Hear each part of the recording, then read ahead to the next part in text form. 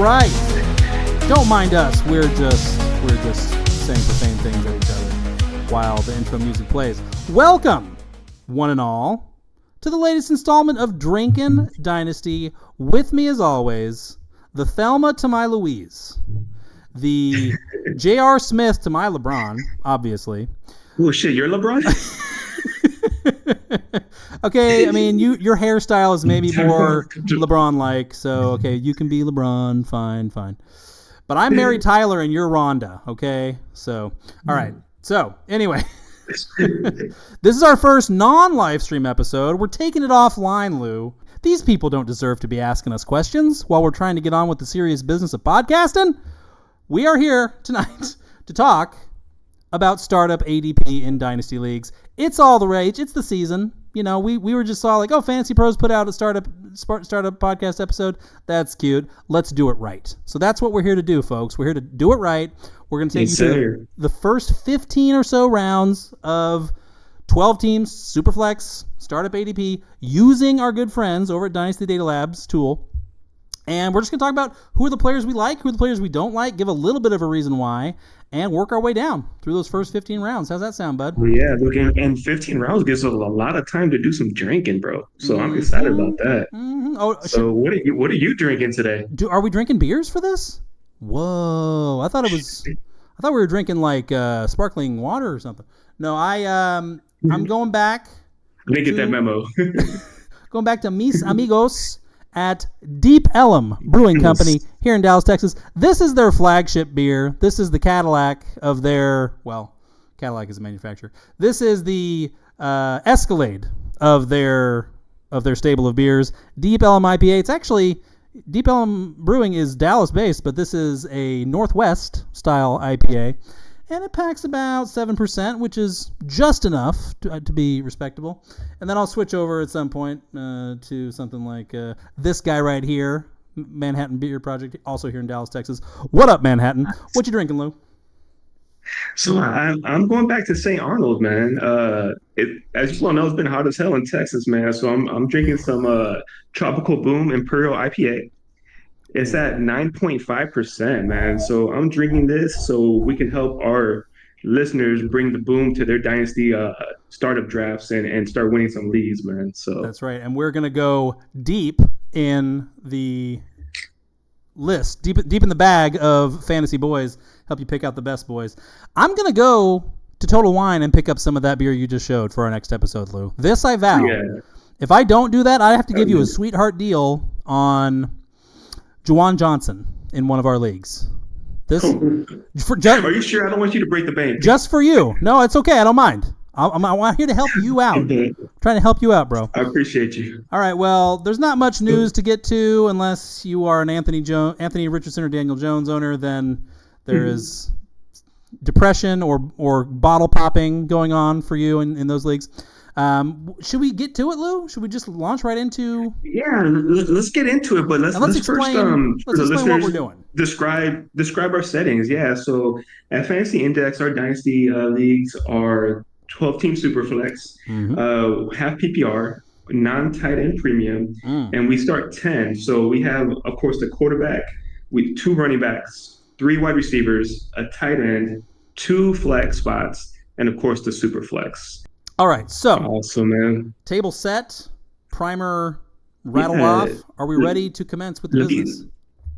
Let's do it. I'm gonna start reading off the board, man. Okay. So round 1 in Superflex 12-team startup draft, we have Josh Allen as the QB1, Jaden Daniels, Lamar Jackson, Jamar Chase, Joe Burrow, Jalen Hurts, Justin Jefferson, Bijan Robinson, Patrick Mahomes, Malik Nabers, Jahmyr Gibbs, and Brock Bowers.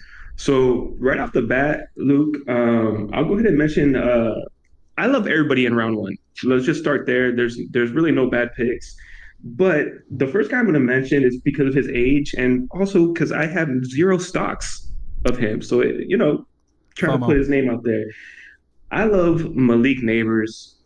who finished as the wide receiver 7 in our league formats last year at age 21. I think that's a great guy if you're not going with a quarterback in round 1 to kind of start your draft off with, and that's going to hold value. The guy that I love, but I'm going to put him on my hate list for our draft formats. I'm going to mention Brock Bowers. And the reason for that is we don't play tight end premium. And I notice when I do mock drafts or real drafts, I like my team a little bit less when I take a tight end that early. And there's still guys on the board that I would prefer to take of him, even though I know he's a beast. What's your take, and who are your guys? Yeah, I see the reason to knock Bowers there. I mean, I'm skipping ahead here, but like looking further down the board, McBride is the next tight end. Then it's several picks, over a round worth of picks before the tight end 3, Sam Laporta, shows up. So I get that. I do think it bears remembering Brock Bowers is probably the top tight end at the position for the next few years by a lot, not by a little bit. And having the very best player at any position for one season is a huge advantage. I have a hard time arguing that Brock Bowers is not going to have multiple tight end 1 finishes in fantasy right now. So I can't really knock that pick. I understand the argument, though. It's the right mindset to have when you're thinking like, but this league is not tight end premium. Doesn't matter. Tight ends are still fantasy relevant for sure. And Brock Bowers is probably going to have a couple 1,200-yard seasons. So that's just a huge. And again, not a knock on Brock Bowers, more so my draft style. Of course, yeah. So, and I, it's especially if you do take Bowers, then you don't take your first wide receiver until like round 4 or something like that, or you don't get your second quarterback until round 9. Yeah, you can come away from the draft being like, oh man, I wish I'd passed on Bowers. But it's just a guy of that talent caliber. It's hard not to love. Yeah, Nabers, I can't knock it. Like, he's a freak. There's enough instability there still in New York, intermediate term, that I'm just a little bit leery. I'm not going to say any of Josh Allen, Jayden Daniels, or Lamar Jackson just because round 1, like there's the top 3 picks and then there's the rest of round 1. So obviously if you have one of the first 3 picks in your startup draft, any of those guys, you can't go wrong with any of them. I think it's like picking your favorite kid. It's so hard to choose. I'm gonna say Justin Jefferson in the middle of the first round. Honestly. Okay. I like it. A couple years ago, like Justin Jefferson would have been like in the consensus top 3 or 4, and nothing has really changed other than like his quarterbacks. Like he is still on record-setting pace for most receptions at this age, and then at this age every single season. And if he was going bang bang with Ja'Marr Chase, then I think you could go either way. But he's multiple spots behind Chase in pretty much any draft right now because Chase is coming off, the supernova season and Jefferson isn't. But is Ja'Marr Chase significantly better than Justin Jefferson? I have a hard time arguing that still. Mm-hmm. So I love Jefferson's value there. My least favorite value, I think I got to go Mahomes. Mahomes in the top 10 at this point. Mm-hmm. I know there's some ink out there this week that the Chiefs are bringing back the explosives. They're bringing back the big plays to the offense. Yeah, of course that's the plan. That's the plan for every team, every offseason, every training camp. Like, are we going to plan for our offense to be good or kind of shitty? No, they're going to play to score points. But like when push comes to shove, the Chiefs just don't need to hang 35 on teams every other week anymore. That's what they've shown us. So they got that defense. Yeah. With the Chiefs doing just enough to win games and playing keep away and leaning on the clock, and Mahomes not really adding much with his legs anymore, he doesn't really. It feels like a punt. It feels like you're saying, I'm not comfortable taking a running back with that pick. I want a quarterback. Give me Mahomes. I'm just not sure how much upside is really there. It's a first round pick, and he's not even one of the 6 best, or not one of the 5 best quarterbacks that get taken in the round at this point. And that feels correct. So yeah, I'm going to say Mahomes is my least favorite value, and I still like Jefferson. I'm still on Jefferson. All right, so reading off the second rounders. Sorry, go ahead. No, go ahead. Yeah, so reading off the second rounders, We've got, and there might be some slight disparities, it sounds like, between what Lou is reading from and what I've got. But I've got CeeDee Lamb, Ashton Genty, Amon-Ra St. Brown, Brian Thomas Jr., Saquon Barkley, and Puka Nacua at the first half of the second. And in the back half, it's Justin Herbert, Caleb Williams, our finally next two quarterbacks show up, Trey McBride, Nico Collins, and Drake London. So tough. I can't say McBride because, I can't say McBride. The two names I'm looking at are CeeDee Lamb and Caleb Williams, actually. Now, I got to admit, I do own a high leverage, high stakes piece of Caleb Williams in a league. I need him to hit this year. But forest for the trees, like, it's very hard not to like or love what the Chicago Bears have done the last 6 months. With their team, they go get Ben Johnson. They give Williams even more weapons in the draft, and we're hearing pretty much all the right things about like how this new ensemble is looking, is playing together so far this training camp. Obviously, it's a risky pick. It is a risky pick, but Caleb Williams was a consensus first round pick in startup drafts last year. I didn't see him fall out of the first round anywhere, so that feels like value right there. Because he's falling out of the first now because probably Matt Eberflus just sucked at his job, was not fit to be a head coach. So CeeDee Lamb, kind of the same argument as with Jefferson, like it's just FDIC insured, rock solid, elite production. And Caleb Williams, I mean, he could wind up in the top 5 quarterbacks in startup drafts in 2026 if things break the way we were expecting them to. My least favorite value here. It feels so wrong to say it, but I gotta say Barkley. Like he was in I think the 3rd or 4th round, if memory serves, in startups last year. Now he's inside the top 20, like pretty much across the board for where he's at age wise. Like how far down do we got to go to find Derrick Henry? He is way down there.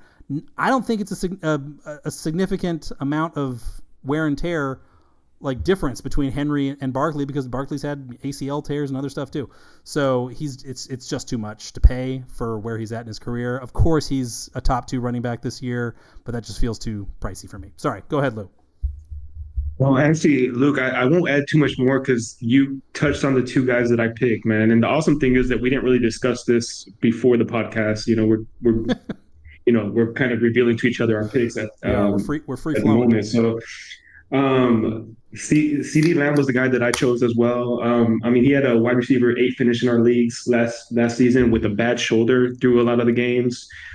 He's just like you said, FDIC insured, man. I trust him in my lineups every week. And the other guy that I wasn't too much of a fan of is Saquon Barkley. And if somebody picks him in the 2nd round, it's still a very strong, excellent pick. We're just talking about his age being age 28. He's probably at his highest value at the moment.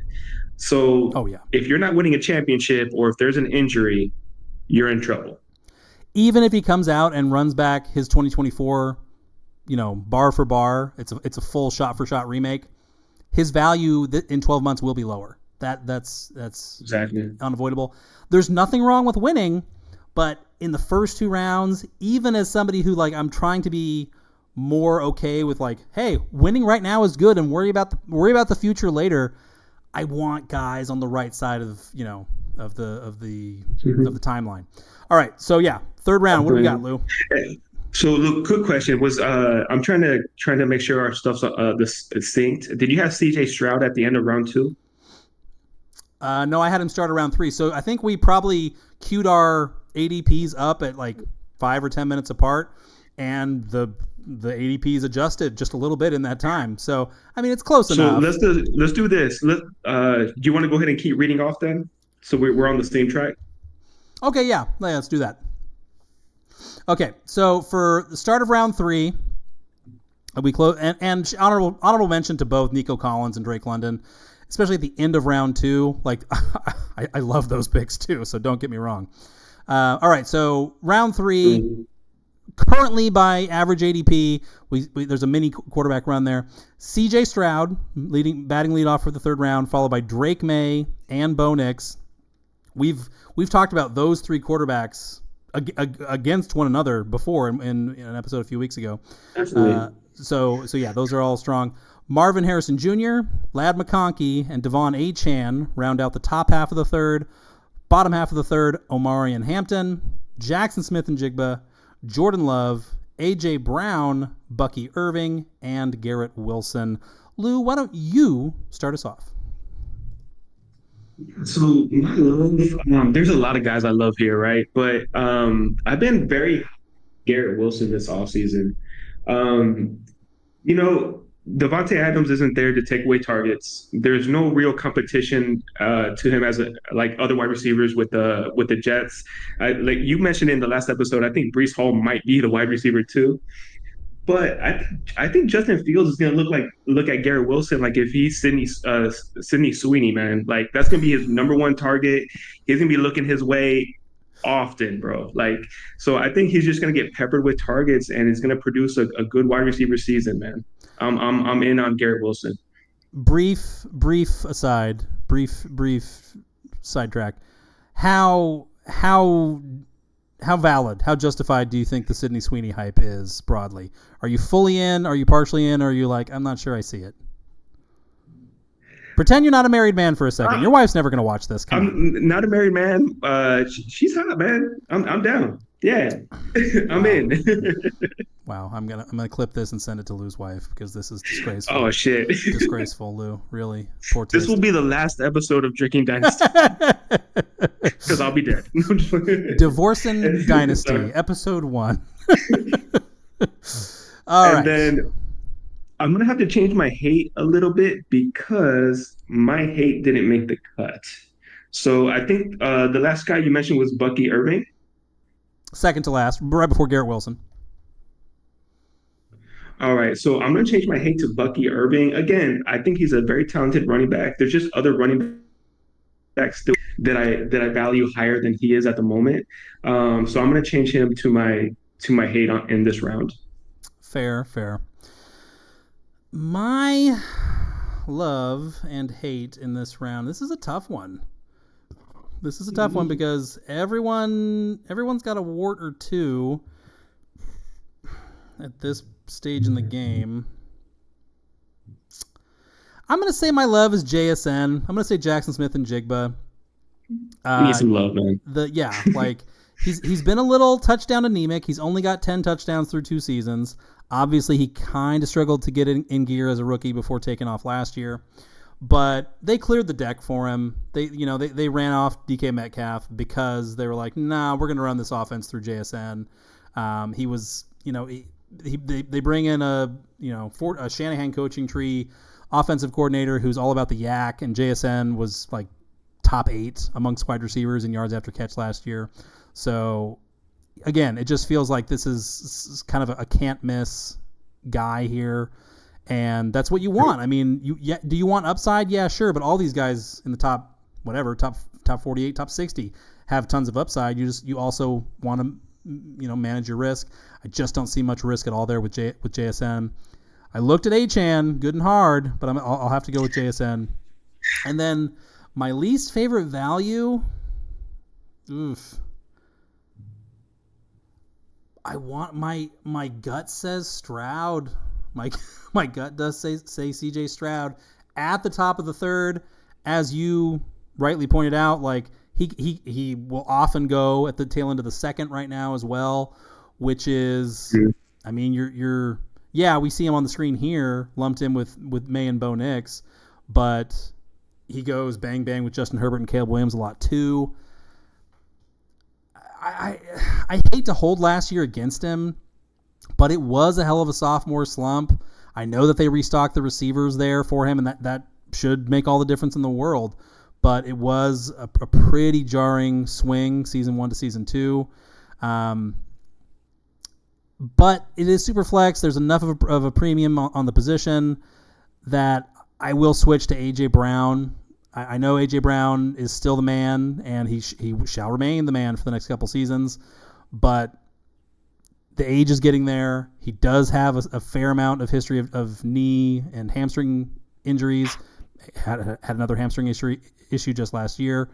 And like for him to continue to return on this level of investment over the next like 2-3 seasons, he has to keep dominating such a small global target share in the Philadelphia offense that he's going to be very sensitive to any sort of Jalen Hurts slump or injury, any spike in involvement from Devonta Smith, who the Eagles just paid quite a bit of money to. So yeah, like between the age and the injury history and like just you're buying, just like with Saquon, buying so high at that price point here. I would really rather I'd rather have Garrett Wilson or JSN for sure. So, but I promise I'll leave the rest of the Eagles alone now. No, you're good. And I like that you mentioned Stroud as a potential hate. And he's an excellent quarterback. That's my team. But like I think somebody like Drake May outscores him potentially. I think Bo Nix outscores him. Like they have the legs. They're probably gonna score running touchdowns, which adds a lot of value to that position. So it's not that I don't believe in Stroud because I do. That's my dude. Like I'm a Texans fan, but when we start talking about fantasy football, it's a little bit of a different game. So I like that you brought him up. He of the 6 quarterbacks going in his range, him, Justin Herbert, Caleb Williams, of the 5, Justin Herbert, Caleb Williams, Stroud, Drake May, and Bo Nix, he probably has the lowest rushing upside of the 5, him or Justin Herbert. Mm-hmm. So yeah, exactly. That matters. It does. All right. So as for round 4, on to round 4, we're going to pick up the pace a little bit here. Round 4, batting leadoff, Kyler Murray, the former baseball player, Travis Hunter, Breece Hall, Tet McMillan, Sam Laporta, and Kyron Williams are the top half of the 4th round. Back half is Jonathan Taylor, Baker Mayfield, Brock Purdy, T. Higgins, and Rashee Rice bringing up the rear. We may have some more similarities in who we picked this round. My favorite value is going to have to be Rice. Like, I know I just faded Mahomes pretty hard, but Rashee Rice took over this passing game in the small sample size that we got last year before the knee injury. The metrics were Puka Nacua-esque, who, as you can see, is going 2.5 rounds earlier in startup drafts. Is Puka Nacua a significantly better player than Rashee Rice? Sure, fine, maybe, probably. Will it matter if Rice gets 150 targets this year? I don't think it will. You can't find that kind of upside anywhere else in this round, and it's at the very end of that round. So yeah, I love that. Mayfield is also a nice value here. Even though he's 30, like he's still, like we've said in recent episodes, top 5 earner at the position. So you're kind of bumping up your championship odds short term to sacrifice some youth. My least favorite value here is Sam Laporta, and it's not close at all. And I'm not a big Tet McMillan guy, but I got to admit, like, we haven't seen it yet. The ceiling is there.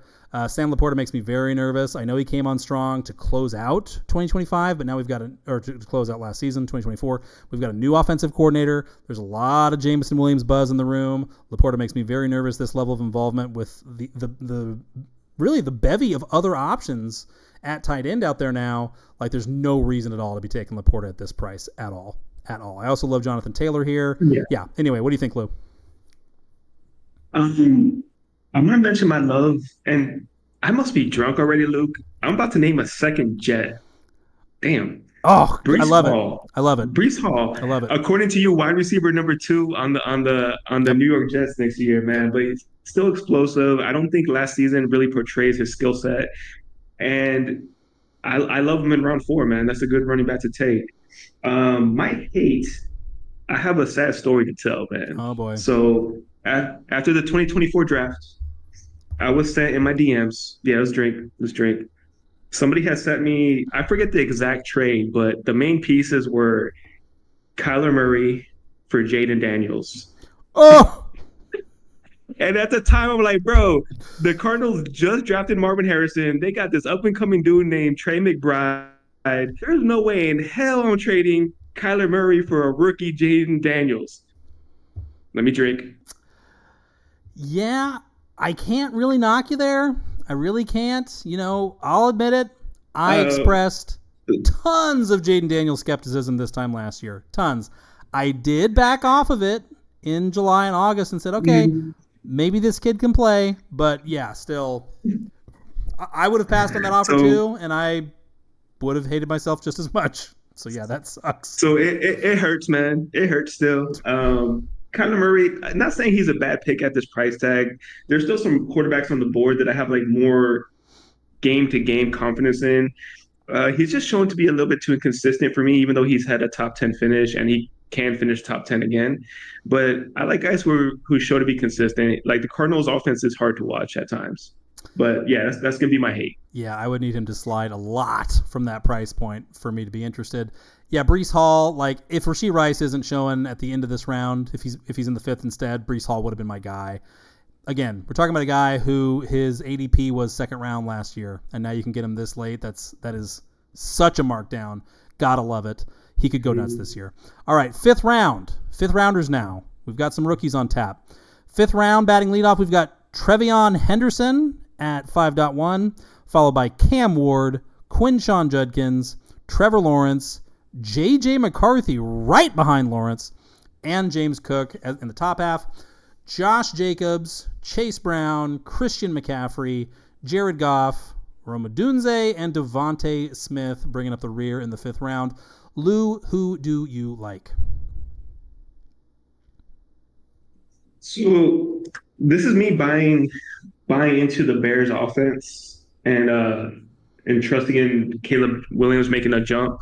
Also trusting their new coach, Ben Johnson. I'm going to say Rome Odunze. I think people are forgetting about his draft capital and the prospect he was coming out in the 2024 draft in a loaded wide receiver class. I think he had flashes last season. I don't think it was the amazing rookie year we all expected, but I think people are too low on him at the moment, and I believe he can surprise us next season. And then go ahead. I see you thinking over there. So don't love it. I don't hate it, but I don't love it. That's all I can really say. Go ahead. Who are you ducking in this round? And then let me think. So remember our lists are a little bit different, right? So I'm gonna change mine to Devonta Smith. So yeah. The reason for that is I believe in the talent. Amazing route runner. I just don't know if he's ever going to get the chance to be more than what he really is. He's not super young at the moment. Antonio Brown is the dominant alpha on that team. So even though I don't mind having a guy like that on my squad, I just don't know if he's ever going to hit that ceiling we were hoping for as a guy that won the Heisman Trophy, right? So I'm going to add him to my hate list. Yeah, he did just get the contract, did just get the extension, but yeah. Will he be the guy at some point? Quite possibly, presumably even. When? Like now it's a waiting game, and we're in a startup here, and it's like, if you're talking about your probably your wide receiver 2 in most circumstances, or do you want to spend that 5th round pick on a wide receiver 2 that is very much the wide receiver 2 on his team for the foreseeable future in a low volume passing game? It's tough. It is. All right. The player or players that I most love in this round, and there are a few, it's not Odunze or Smith. Man, I'm having such a hard time not saying Cam Ward. I'm just such a believer. But bro, if you believe it. There are enough quarterbacks yet to come where it's like, okay, if you're not a full-on believer, year 1 could be like 21 touchdowns. You could go into 2026 feeling kind of sad. It's possible. I'm gonna have to say, James Cook is going in the middle of the 5th just because of his contract situation. That does feel pretty stupid. God, I'm gonna say J.J. McCarthy. Like I know it's risky, but like just look at the situation. They turned Darnold into a QB1 last year. Kirk Cousins was like the quarterback 3, I believe, quarterback 3 or 4, depending on scoring, when he tears the Achilles in 2023 there with Kevin O'Connell. Like that's freaking good. That's a pretty incredible track record that O'Connell has with his quarterback so far. McCarthy can run a little bit. He's got a big arm. Like, again, kind of like with the same case with Caleb, except he's much cheaper. We could be talking about a guy that's a top 5, 6, 7 quarterback in Dynasty this time next year. It's in range. So it's a ceiling play for sure. It's got some risk, short term and even long term. But I got to go with McCarthy there. Obviously, love Henderson, Ward, and Judkins as well. Love Cook, love Jacobs. I got to kick McCaffrey out of the boat, man. I'm sorry, but like that's just too early. Like Derrick Henry is available in the next round. He should be going ahead of Christian McCaffrey in all startup drafts, period. I'm not going to equivocate on that at all. So yeah, CMC, just too old, just too injury prone, just too risky with my 5th round pick. Regardless of build, don't do it. That's too expensive. I like it. Especially when you got guys there like Hendo, right? Like take the shot on him. So you can't say with a straight face that you know that McCaffrey is going to outperform Henderson in December in the fantasy playoffs because you don't know that McCaffrey's going to be upright. So, yeah. All right, on to round 6. Round 6 guys. Leading off is Xavier Worthy. You know we love him at 6.1, followed by Michael Penix Jr., the aforementioned Derrick Henry, Zay Flowers, Kenneth Walker III, and Terry McLaurin, top half of the 6. In the bottom half, it's Caleb Johnson, Tyler Warren, Dak Prescott, Jordan Addison, and ya boy, Emeka Egbuka. Let's see. Favorite values in this round. It's starting to get a little muddy. It's starting to get a little iffy. I got to go Dak. I love Henry still. I think he can keep getting away with it for another 2 seasons, very believably, very possibly. But Prescott, like again, we talked about it in depth, I think in our last episode. From the Prescott spot in startup drafts at quarterback, shit. Oh, what's up, cat? my cat. He's a Dak fan too. He's like Prescott. Hey now. Yeah. Prescott at that price, like. If you need a quarterback and you don't take him here, you're talking about Bryce Young, you're talking about Justin Fields, Jackson Dart, Darnold, Tua. Like it does not get any better at all. So yeah, I got to go Dak there. Still love Henry. And then the value that I least like, it's Xavier Worthy by a lot, by miles. And I am no Zay Flowers truther, advocate, okay? But he does get the volume when he's healthy. It's hard to argue with. He does see the volume in that pass game, and Worthy doesn't, and he's not going to. And there's no reason to think that's going to change as long as Rice and Kelsey are healthy. So yeah, Worthy at the top of the 6. God no. So I'm actually going to pivot because you hit on my 2 guys. So I put Dak Prescott and I put a star by his name because let's say you want to hit on wide receivers or running backs and just take one quarterback at this point and you get to land Dak Prescott in the 6th round, that's a win. That's a win to me. Yeah. But because you said my 2 guys, I'm going to pivot to Egbuka. Believe in the talent. I expect great things. That dude is not going to bust. I don't care what anybody says. He's going to be a solid wide receiver in the NFL. That's a safe pick. The guy outside of Worthy that I'm going to mention as a hate is Terry McLaurin. I don't hate on the talent. He's amazing. But I still rather take guys like Egbuka. I'd rather take Olave. I'd rather take Jamison Williams. That's just me and how I feel about their age and potential. So the thing with Terry McLaurin, and I mentioned this in the last episode, he's approaching age 30. And at this point, he's at that part in his career where his value is going to stay stagnant. I'd rather take the shot on these other guys in a startup draft. I see the virtue there, and I love the who did you pivot to? Egbuka. Obviously, I'm still skeptical, but any rookie that you're has a plausible path to a role right away, and he does. Like I know we still got Mike Evans and Chris Godwin in the fold, but if they love him as much as they say that they love him, and as much as them taking him in the 1st round suggests that they love him, he could have an impact right away. Until we see what a rookie on the field, we're just guessing here. We really don't have a concrete, unless we're talking about like an Andrew Luck or a Saquon Barkley, we don't know how they're going to translate at the next level necessarily. Egbuka could walk in and just fucking be the man, just be ready to ball out. It's possible. So, and yeah, into the 6, like looking at the names that are on the board here, there's a case for it for sure if you believe. All right, so moving on to the round 7 guys. Leading off, R.J. Harvey, new lead back, of the Denver Broncos, followed by Bryce Young. R.J. Harvey ahead of Bryce Young, okay. Followed by Bryce Young, George Kittle, who is the tight end 5 after Tyler Warren in the previous round. George Kittle, DJ Moore, Chris Olave, Colston Loveland, not far behind. That's the top half of the 7th. Then bottom half is Chuba Hubbard, Jameson Williams, Jaylen Waddle, DK Metcalf, Joe Mixon, and T.J. Hawkinson. 3 tight ends this round. Lou, what do you think? It's a lot of tight ends coming off the board, man, early, but all good names. For my love out of the guys you just mentioned, I'm gonna go with what I mentioned last episode, man. I'm gonna say DK Metcalf. He just got paid. He's gonna be a hog in that Steelers offense. He's gonna produce next year. I don't see a way where he doesn't, man. I don't think Aaron Rodgers is fully washed. I think he can still play the position well, and I expect DK Metcalf to get targeted and score touchdowns, man. So I think it's gonna be a good year for him.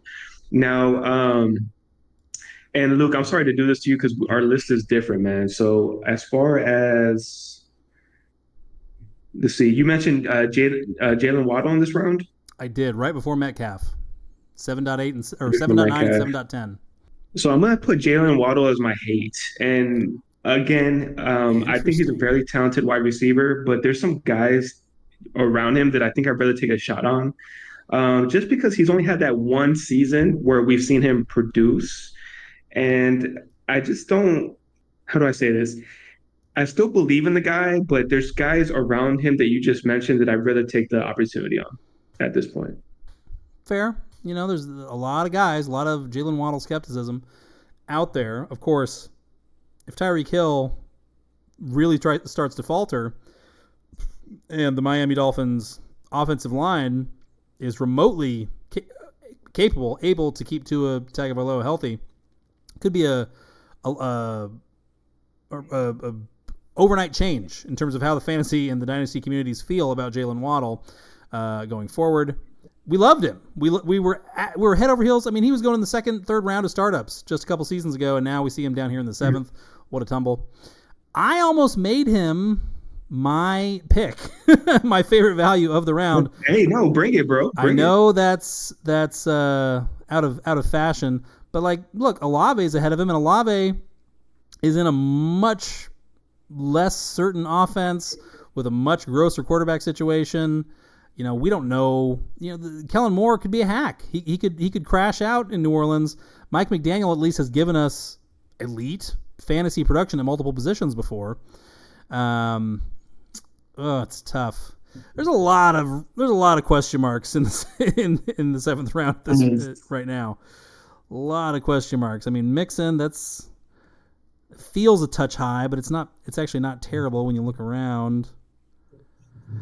I'm gonna go DJ Moore. I still believe here. I know Odunze. A lot of people have him tabbed for year 2 explosion. It's incredibly crowded in that offense now, but he is still the top dog. He's not that old. He's 27. Things are a little testy for sure between him and the new regime, Ben Johnson.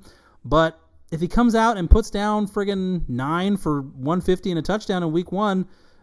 Victory is the best cologne, man. That'll keep a marriage going for at least a season or 2. So yeah, DJ Moore here. Come on. If any other receiver, elite talent like Moore that was in this offense, we'd be way more jazzed with. If Tyreek Hill got traded to the Bears or got traded for DJ Moore straight up, Tyreek Hill would be going earlier than Moore. I feel or at least right in the same territory. Mm-hmm. So. I'm going to go Moore as my favorite value, but it's close with him, Waddle, and your boy that you mentioned earlier, Metcalf. Least favorite value, I got to say R.J. Harvey, man. R.J. Harvey at the top of the 7th. I realize it's kind of the tail end of a tier with the running backs, but you can wait and get Chuba. You can go older at running back and get Kamara or Mixon coming up.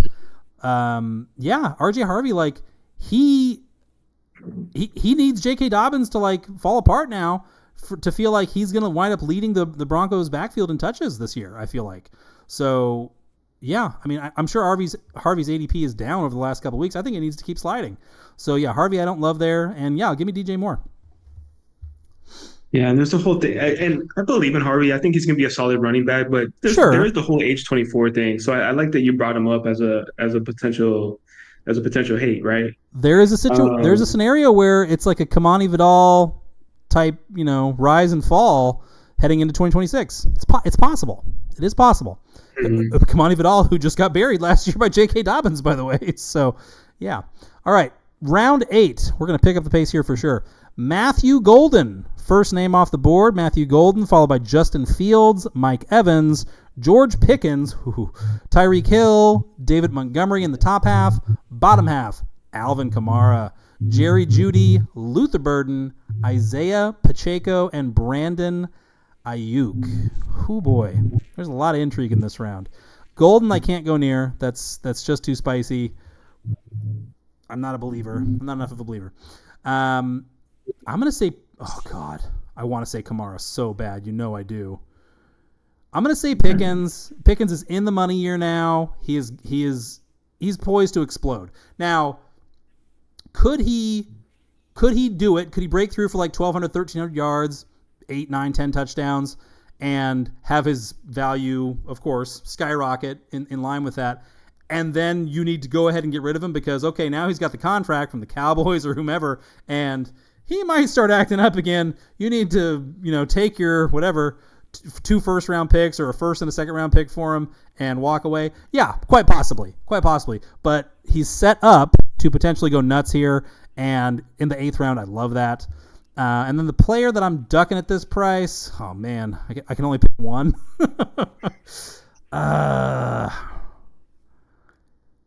God. Oh, I hate so many of them. It's a tie for me between Pacheco and Aiyuk at the bottom of the round, I got to say. Like, there is a chance Isaiah Pacheco's days of fantasy relevance are near the end. I know that doesn't necessarily feel right or doesn't feel fair to say, but he is in a contract year, and they could just let him walk next year if he continues to just not quite get over the hump and take over this backfield. He's been a role player for them so far. That's where he's topped out.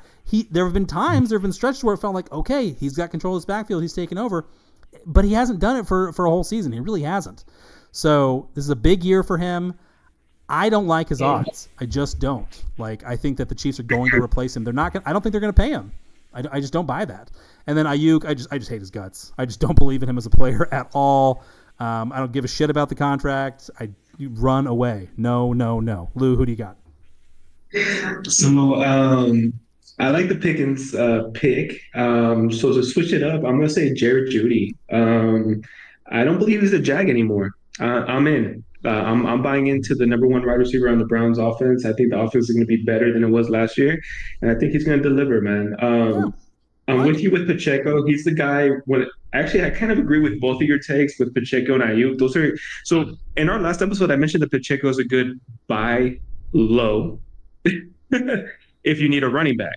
But when you start looking at the names on this list, I want him the least. That's the thing. The bottom of this list. Aiyuk, I'm out on. And real quick, I'm going to mention Matthew Golden as a guy that I'm not very high on myself. I think the Packers are going to spread the ball. But going based on this round that you mentioned, Pacheco is number 1 on my hate list. Yeah. Yeah, it's too expensive. Travis Etienne is over a round behind him. What are we doing with our lives? No. Okay, so that's round 8. Nope. Round 9, oh man, we got some shit bombs now, Lou. Brace yourself. Round 9 to lead off, Jaxon Dart, the New York Giants' great white hope. Dalton Kincaid, Tua Tagovailoa, Ricky Pearsall, Brian Robinson Jr., and Jaden Higgins. Jaden Higgins coming up in the world. That's the top half of the 8th. Top half of the 9th. Bottom half is Cam Scatabo, Mark Andrews as the tight end 9, Cortland Sutton, Jaden Reed, Devontae Adams, and Sam Darnold. What do you think, Lou? Man, you already know who I like on this list. I'm gonna say Ricky Pearsall, man. Excellent Mm-hmm. route runner, has the opportunity to be the wide receiver number one for the Yep. 49ers. I'm just going with the guy that's skilled at route running. I trust him as a wide receiver, and I think he's gonna be really good in the NFL. Like me and you both were high on him in 2024 before people discovered him, and then people discovered him, and he got drafted in front of me several times. So Mm-hmm. Ricky Pearsall is my love, and then my hate on that list, man. Let's see. I like this guy a lot. I'm just based on the guys around him. I'm probably gonna say Brian Robinson, Jr. I like him for 2025, but I worry about him after 2025. I don't think he has very much job security with the new coaching staff and that offense. So I'm gonna mention Brian Robinson Jr. Yeah, I think I agree on both counts. Like, through no fault of his own, like Brian Robinson Jr. is set up to get Wally pipped here. Or not Wally pipped because Brian Robinson Jr. isn't hurt right now. But if he gets hurt, he's going to be Wally pipped for sure because like he's just not good enough for the Commanders to really commit to, clearly, because they haven't. And I mean, I guess I should say I don't hate the pick, but like at this point, give me Cam Scatabo. If I'm going with a running back here, give me Scatabo. Like 100%. I'm glad you said that. like we know what Brian Robinson Jr. is, and he is a good, he's going into the hall of very good when it's all said and done, and that's it. Like that's nothing wrong with that. And at Pearsall, I love him. Like that's I don't why Aiyuk is even in his zip code, let alone ahead of him, is a mystery to me. They are all about Ricky Pearsall, guys. Like let's get real. Let's get right with Jesus here. Devontae Adams. God, I hate myself. Devontae Adams, it is the 10th round. So, yeah, Devontae Adams there does look amazing, and it feels great. He is 32, guys. Like, Cooper Kupp, DeAndre Hopkins, those guys are nowhere nearby. Devontae Adams could just run out of gas this year, guys. It would not be surprising in the least. So, yeah, even though it's the tail end of the 10th, like, Adams this high just feels like you better go win. You better go in because you are maxing out your right now and punting on long term. But I don't outright hate it because I do think he probably pushes Puka Nacua to a draw in touchdowns, passing touchdowns, receiving touchdowns. He may even out earn him in receiving touchdowns.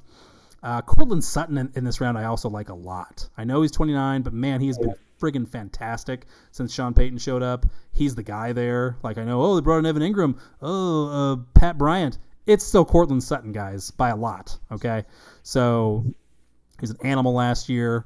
That just feels like really strong value. And there's not a lot of people are sold on what they saw from him last year.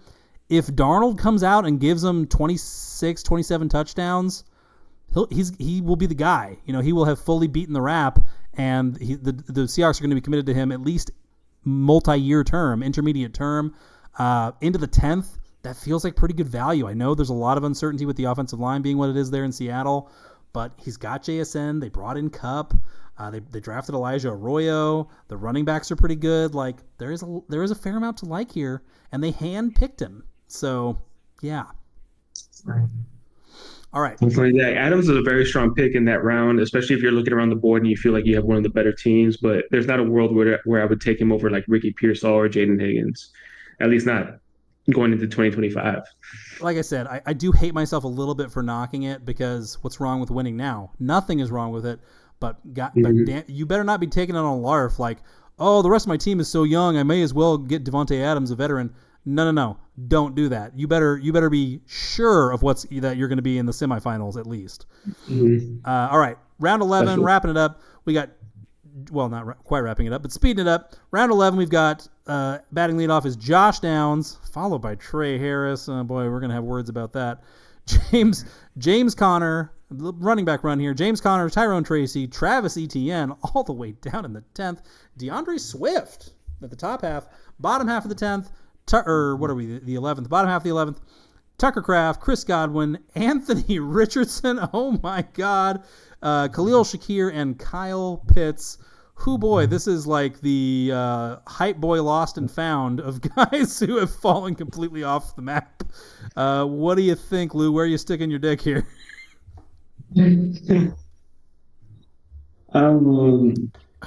So Tough. It is tough, man. This feels like bring a rubber territory. Big time bring a rubber. So I like that you brought up bringing up a rubber, man. So I'm gonna say I'm in love-ish with this guy I'm about to mention. Love-ish. So this guy, like, you're trying to prep them for like introducing them to your parents, right? Like you're dating them, but they're not treating you right. They're making you feel sad over the off season. You're trying to build that trust in the relationship because you don't know if they're gonna be there when you really need them. Oh yeah. This might be a good spot to get you some Anthony Richardson, man.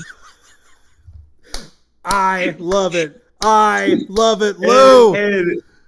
And the reason for that, man, if he starts like we expect him to, and he shows up, and he might not be the greatest quarterback, but can he put up top quarterback numbers in fantasy football? Yes, he can. And if you can get him this late in the draft, and he immediately shows up and builds his value, then you already won. You can either A, choose to keep him, B, trade him off for more. This is a great spot to take the risk. So I'm trying to prep him to introduce him to the family. I'm not sure if he's there yet, but I'm okay at this spot. So, and then my hate. Oh, go ahead. Did you have a thought? I love it. Keep rapping. All right, and my hate for this round is Tyrone Tracy. He was. No, okay. I'm gonna give him his props. He looked really good at times last season. My only thing with him is age plus potential fumbling issues. True. And Cam Scatterbo. True. I am in the Cam Scatterbo camp, so I believe that as the season goes, Cam Scatterbo is going to take more and more and more of the share of the offense. So that's why. What do you have? That is a legitimate concern, and like Devin Singletary is probably not going to be around really in 2025 if they keep him. Like, is he a threat to Tyrone Tracy? Not really sure about that, but yeah, I mean Scatterbo is a real threat. The range of emotions on Scatterbo are like cautious optimism to like outright wild-eyed belief and like, no, this guy's for fucking real. Tyrone Tracy has a problem now. So yeah, for that reason alone, yeah, even in the 11th here, Tracy is definitely risky. I gotta give it's a tie between. Man, I mean, they did just pay him, and Chris Godwin is hanging out here at the back half of the 11th. Like that's very tough to pass on. He was a true like back end wide receiver one before the ankle injury last year, guys, and everybody except for the offensive coordinator is back. They still have Mayfield. They bolstered the offense with obviously Egbuka. Bucky Irving is the man. Like this sets up to be, you know, a top 6, top 8 fantasy offense again this year. And Godwin is like, he's really the number one receiver at this point, unless you play in like standard scoring, where Mike Evans' lack of pass volume, you know, target volume, you know, gives him an edge. So yeah, Godwin here, like you can load up on the premium running backs and go get like Gibbs, Bijan early on, and then get like Cortland Sutton and Godwin in the later rounds and be ready to go fucking twist people's lids back in year one of a dynasty startup for sure. So yeah, I love that value. Shout out for ETN and DeAndre Swift, though. Like, those are both guys who are de facto running as the RB1s, especially Swift, in offenses that we're cautiously very optimistic about. So, yeah, get either one of those guys here. I know we've been talking about DeAndre Swift forever, but he's still not that old. He's like 25, 26. I think he's 26. Mm-hmm. They're paying him $6 million a year. ETN's in a contract year. So, like, those guys are both motivated for sure, and they're set up to do a lot. I mean, DeAndre Swift could catch 60 balls. Like, he should not be going all the way this late. I know we hate him and all. And then my hate is, I mean, it's a cop-out. It's so obvious. Kyle Pitts. What the hell is he doing up here? Kyle Pitts is in the 11th round. No. You don't believe? You don't believe anymore? No! Stop it! We're done. We're done. We're done with Kyle Pitts, guys. It's like fetch. It's never gonna happen. Stop trying to make fetch happen, Tina, or whoever the hell it was from Mean Girls. We're done. We're not talking about him anymore. Fuck you, Kyle Pitts. Round 12. Here we go. Round 12 is led off with Keon Coleman. Ooh, zesty. Keon Coleman, Zach Charbonnet, David Njoku, Geno Smith, Tony Pollard, and Isaiah Likely as the tight end 13. Heyo. Followed by, in the back half, your boy, Jack Beck, Trey Benson, Aaron Jones, Michael Pittman Jr., Matt Stafford, and Jacoby Myers. This is a tough one. This is a tough one. I will say that Geno and Stafford are kind of like definitionally values here in that they're the last stop. They're the last like guys that you can count on in September of this year to give you starts, period. There ain't anybody else after that. Next up is Milroe, Tyler Shuck, Shedeur Sanders, Russell Wilson, who there's some troubling murmurs about him in training camp. Aaron Rodgers is way down there, but he's 80 years old. Like, this is it. So if you lean on quarterback, you probably need to grab Geno or Matthew Stafford here. So just by default, they are values. I want to say Zach Charbonnet, but I'm just not quite there yet. I'm not quite sure. All right, look, I'm sitting on a lot of Keon Coleman in Dynasty. I'm going to lay that out there. I'm sitting on a lot of him. But it is round 12? Is this 12, Lou? I can't remember. Is this 12 or 13? I think it's 12. I think it's 11, no? Previous round was 11. So yeah, this has got to be, wait, is this 11? No, this might be 11. Crap. Okay, this is 11. I've been saying the rounds all wrong.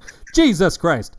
All right. So whatever round we're in, we're in round 11, and blaming in the booze. The Bills' second year wide receiver 1 is still on the board.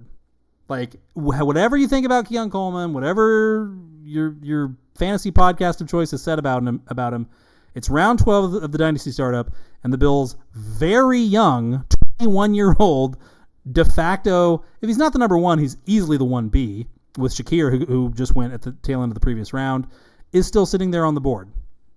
That just self-evidently has a lot of ceiling, has a lot of value in it. I'm going to go Coleman. I'm going to say Coleman with very honorable mentions for Geno Smith and Matt Stafford. And then the guy I got to knock, there's a lot of them. I'm going to say is it Beck or Besh? Jack Besh? I'm not even sure. I hear people say Besh. Okay, that's what I thought. Yeah, Jack Besh, he could go Malachi Corley on us in year 1, guys.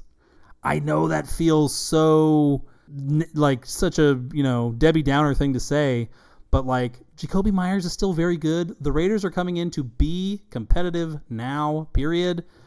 And Dante Thornton has made a ton of noise in training camp. He is going to be on the field, guys. Yes. There's no way around it. What do they need with Jack Besh from a fantasy standpoint? Could he be out there run blocking his dick off? Absolutely. We don't have scoring for that, guys. So Besh here, like, it feels like Heartbreak City, quite possibly. Definitely don't love Michael Pittman Jr. any more than the next guy. Although Daniel Jones now being way out in front to start week 1 could help him quite a bit in the short term. I got to knock Besh here. He shouldn't be going ahead of Pittman. What the fuck are we doing? So I'm in agreement with you with Coleman being this far down.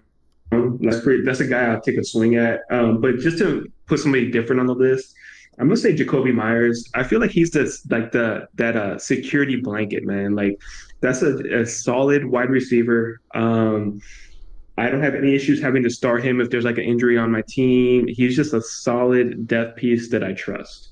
That's how I feel about Jacoby Myers. Really good wide receiver. And then you kind of hinted on him. I think he's a good wide receiver as well, but as my hate, I'm going to say Pittman. And the only reason I'm saying that is, like, when guys have back issues, it worries me a little bit. And apparently he's doing better at the moment, but it's just the fact that he had back issues to begin with. I'm a little concerned and weary on that. So that's fair. And, like, at a certain point, like, we have waited kind of a long time for it to happen with him, or for him to at least give us a true encore to whatever his breakout 2021 was, and we're kind of sick of waiting. Hasn't happened. Sick of waiting. Yeah. So, yeah. All right, round 12, starting off strong. Starting off hot with Jonnu Smith, my boy. Deebo Samuel, Bashal Tootin all the way up here. What the fuck? Bashal Tootin, Travis Kelce, hello. Jalen Milroe and Najee Harris, back half of the 12. Calvin Ridley, what a fall. Jalen McMillan, Jake Ferguson, Jawan Jennings, and Cooper Kupp. What do you think, Lou? We've got kind of a veteran medley. We've got Deebo, we've got Kelce, we've got Ridley and Najee, we've got Kupp and Jawan. You're gonna hate this, but I don't give a shit. Oh fuck! Here we go. Say it. I'm gonna say Calvin Ridley. I knew it. Man. I knew wide it. receiver one for the Tennessee Titans. I mean, your boy Cam Ward. I forget what video game he was playing, but while playing the video game, Fortnite. he mentioned Calvin Ridley as Fortnite as one of the best wide receivers in the league. So obviously, he's going to show up and try to prove that Calvin Ridley still has the skills, man. So I'm going to say Calvin Ridley as my love, as my hate. There's some solid pieces in this round, man, and some risk. Tootin and Milroe this high. Ugh. Damn. Yeah, I've been kind of I'm not a huge believer in Tootin. I think he definitely has a skill set, but yeah, there's some guys here that I think I'd rather have on my team. I think Etienne is still that guy. There's still Tank Bigsby there that has a certain type of running style that could be beneficial to the Jaguars. So I'm kind of weary about Tootin. So yeah, I'll use him as my hate. That's fair. Jalen Milroe here, here's the thing. Value is relative. How much we like a guy is relative. You might love Jameson Williams. You're not going to give up Nico Collins for him, though. So therefore, you obviously you like Nico Collins more than you like Jameson Williams. Jalen Milroe is going neck and neck with real, useful, near-term players. Jonnu Smith, Najee Harris, yes, Calvin Ridley, Jawan Jennings. Those guys are going to be relevant in 2025, and Milroe is not. And, oh, by the way, Milroe might never be relevant. He might not pan out. He's not ready to play NFL quarterback. What are we talking about here, Lou? We're talking about Taysom Hill. That's basically what we're talking about, except Taysom Hill has tight end eligibility in a lot of leagues. Milroe doesn't. So they're talking about he's going to have packages, he's going to be on the field. I don't give a fuck. If I can't start him, he might as well get me 0 points. So Milroe in the 12th, I am not with that shit at all. That's idiotic. When are you going to play him? 2027? Fuck that. Give me one of these other guys. I like Jawan Jennings, man. The dog factor is just too much to be ignored at this point. He could be solid wide receiver. We love Pearsall, and there are people that think Aiyuk is going to come back. Okay, fine, whatever. Fuck you.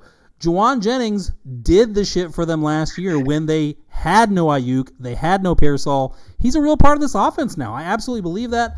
I like the value proposition on Jennings. I'm not going to knock you for Calvin Ridley. I'm not a big believer myself, but sure, fine.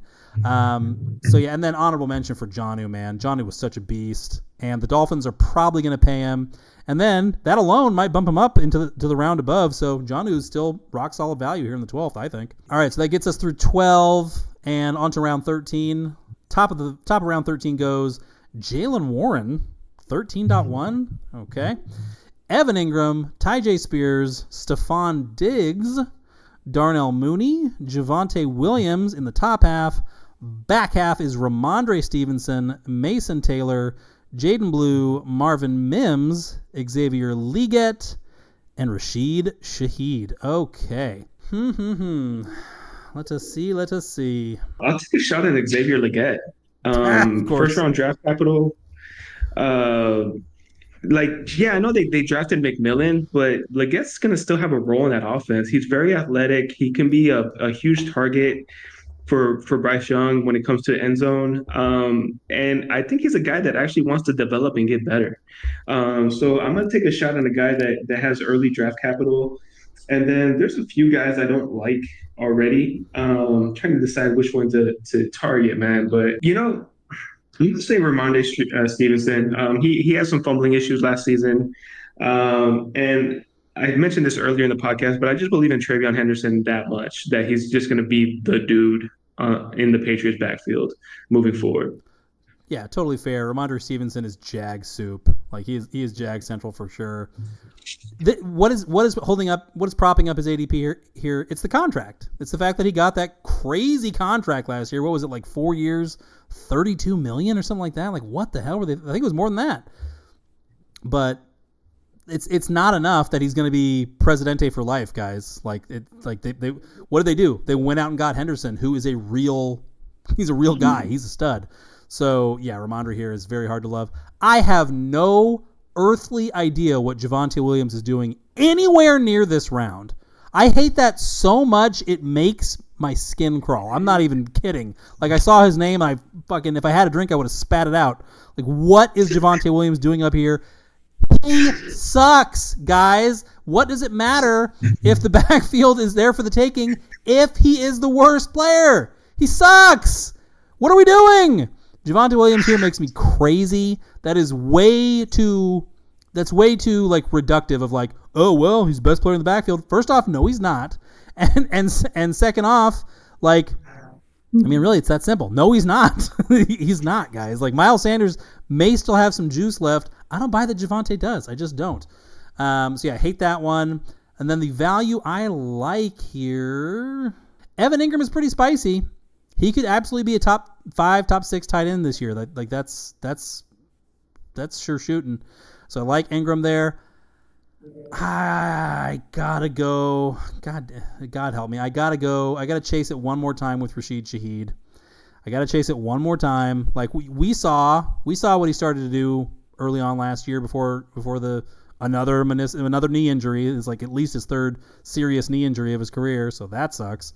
But like if Olave gets hurt again and Shaheed doesn't, wheels up. Sky's the limit, man. He could see 130 targets.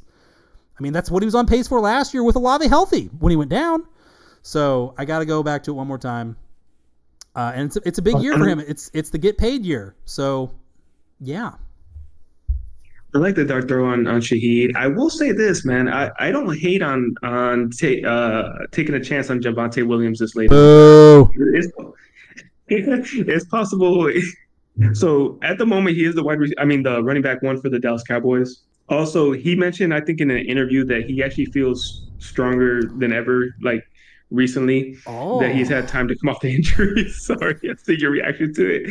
So, but man, what if you land I keep saying wide receiver, a running back one this late in the draft? I mean, I'm okay with that, taking that shot. Oh, boo, Lou, boo. All right, moving on from Lou's bad take. Moving on. We've got, what is this, round? I don't even know what round we're in. I think we're on round 14. Round 14 sounds right. Fuck it, we'll do it live. Round 14, leading off.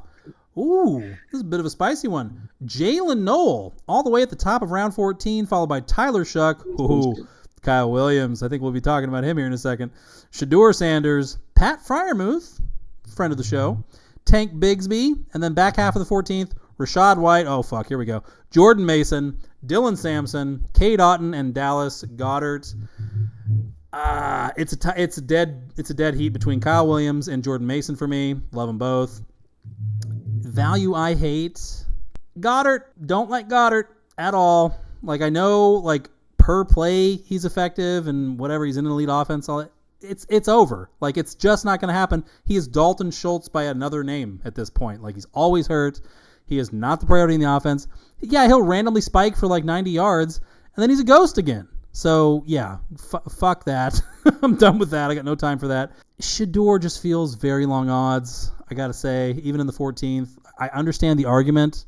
If you punted quarterback and you just need to take lottery tickets, sure, fine. I don't think you need to start doing that this early in the draft. These are still real guys. Jordan Mason, Kyle Williams. Those guys very possibly are going to be fantasy relevant this year. Jordan Mason will be. So yeah, I love those values. Do not waste this pick on Shedeur, guys. Fight it. Fight the urge. Yeah, I mean, yeah, I think I agree with you. Goddard will be on my hate list just because of the list of other guys. Like I'd rather take Pat Freiermuth in a heartbeat over Goddard. And then I would have a hard time not picking Kyle Williams or Jaylen Noel this late in the draft. And Noel, he might not be a big producer this year, but I think he's somebody that's going to be really good for the Texans down the line. So I think my love right now is going to be Kyle Williams. I'm kind of buying into the hype and believing in what he can do. And then I agree with you on the hate for the round. Smart man agreeing with me. All right, we're going to wrap it up and take it out with round 1-5. Leading off with the guy that is synonymous with Luke, me, in the Fantasy Index Discord. Rashad Bateman is at the top of the 15th, followed by Russell Wilson, J.K. Dobbins, Terrence Ferguson, Cedric Tillman, Devin Neal, and then Devin Neal, and then the back half of the round is Braylon Allen, Isaac Guerendo, Elijah Arroyo, Jalen Coker, Jalen Royals, and Quentin Johnston. We're closing out on Quentin Johnston. All right, so what do you think, Lou? Where are you drawn to, and where are you repelled?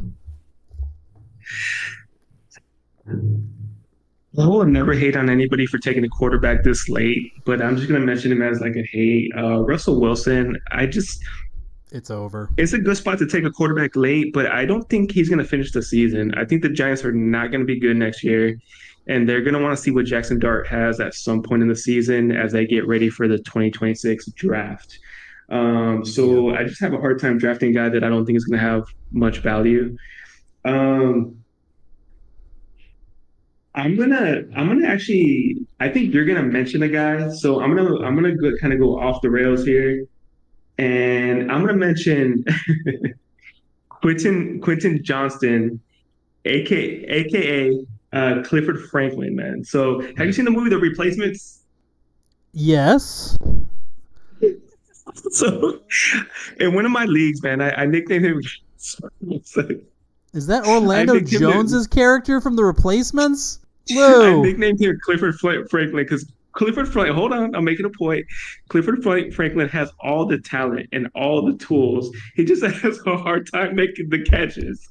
So I think Quinn Johnston, when he was drafted, man, he was drafted as a prospect that's gonna kind of grow over time. And I think last year he showed up a bit, man. And I think he's grown and he's shown signs of wanting to continue to grow. So I think he's a guy that has high draft capital and can continue to develop with a quarterback like Herbert. So yeah, man, just like Clifford Franklin, he finally made that big catch, man. I think Quentin Johnston can keep developing into a solid wide receiver. There's a few wide receivers in here that I want to mention, but I think you're definitely going to hit on one of them. So I just want to mention Johnston this late in a draft. So clearly Lou watched The Replacements on TNT or USA recently and Good movie. had it top of mind for that metaphor. That was tremendous. There's a lot of guys to hate here, like Russell Wilson. Yeah, that's just throwing your pick in the garbage. Don't do that. I don't think Devin Neal belongs up here, like based on his landing spot. Like he's got a ways to go. No draft capital, unfortunately. Yeah, he's got a ways to go to have a role. I'm surprised to see Guerendo all the way back here. I know Christian McCaffrey is technically upright right now, but Guerendo actually showed a little something last year. I'm going to say Guerendo just because, hey, on the crazy off chance that Christian McCaffrey gets hurt, Guerendo is right away is a startable player in fantasy football in one of the top run offenses in the league if everything goes right. So yeah, Guerendo is tremendous value. I like Dobbins, but it feels like a very short-term investment. Nothing wrong with that. Like I've said before, we have draft picks coming in the future, guys. This isn't the last draft you'll ever have in Dynasty. That's the whole point. But relative to like Braylon Allen, Isaac Guerendo, Cedric Tillman, obviously, like when Tillman was kind of looking like a monster when he started to come on last year before the concussion. The concussion was clearly bad because he missed the rest of the season. He missed like 6 weeks after that. So that's a little bit spooky. Jalen Royals, man. Like Jalen Royals, just watching him move around at training camp, he's a Rashee Rice clone. Like it's freaky. Like I don't know if he's as good, obviously, but if for some reason Rice has a setback or just whatever, suffers another injury, Jalen Royals is on the radar for sure as like a guy who could potentially step right into that role. in 2025 or beyond. So yeah, Royals is definitely a guy to stash anywhere that you can. Quentin Johnston, Lou, yeah, he had high draft capital from a different general manager. Tom Telesco drafted Quentin Johnston. Joe Ortiz is now the GM. He is not accountable to that pick. Quentin Johnston is living on borrowed time with the Chargers, my friend. Take that to the bank. So I will say this: you mentioned the guy that I expected you to mention, Cedric Tillman. He's probably the guy that I would look towards the most on this list, just based on upside. And I'm surprised you didn't mention your boy Bateman. Bateman just got paid. The talent's there. We'll see if the Ravens let him unleash the talent. Yeah, he just got paid again. He got an extension last year and then another one this year. It's a very strange situation with him and the Ravens where I guess he's just comfortable being kind of a bit player, being a one-trick pony and being pretty good at that trick, which is splashing big plays, splashing long touchdowns, being kind of – he's not the top red zone threat, but I would say he's number 2 to Mark Andrews, clearly, for sure. So the volume's not there. The Ravens are not going to put the ball in the air, more than 30 or so times a game, which is respectable. Nothing wrong with that. But Mark Andrews, Zay Flowers, and a little bit Justice Hill speak for a lot of that volume. DeAndre Hopkins obviously also now is in town and could have some spike games, at least volume-wise. So, yeah, I love Bateman. There is a world where something happens with injuries and all of a sudden he is like a Brashad Perryman type player at the end of that season with Jameis Winston where all the receivers were hurt and Brashad Perryman just went nuts. Bateman could have a Perriman run in him at some point. That's totally plausible. But yeah, give me Tillman's upside. I might take Jalen Royals over him at this point, sadly, which pains me to say. I'm like that. But yeah. All right, well that gets us through 15. We will be back either later this week, or next week to talk about the rest of the deep track, the deep cut. We're going to be talking Alec Ayomanor. We're going to be talking Ollie Gordon. We're going to be talking Adonai Mitchell, guys. So tune in next time. Righty, man. We're going to be bargain bin shopping, bro. We're going to go deep in. Yeah, we're going to help you use those low likelihood picks and turn them into like mid likelihood. Maybe something happens with these guys. So should be a lot of fun. Awesome, man. Always a pleasure, man. Appreciate anybody tuning in. And once again, join that Fantasy Index Discord channel. Sí. Come be a part of the community. Claro que sí. All right, Lou. Lou, you're one of the best in the business, babe. Take care of yourself. You too, bro. I appreciate that. Talk to you next time.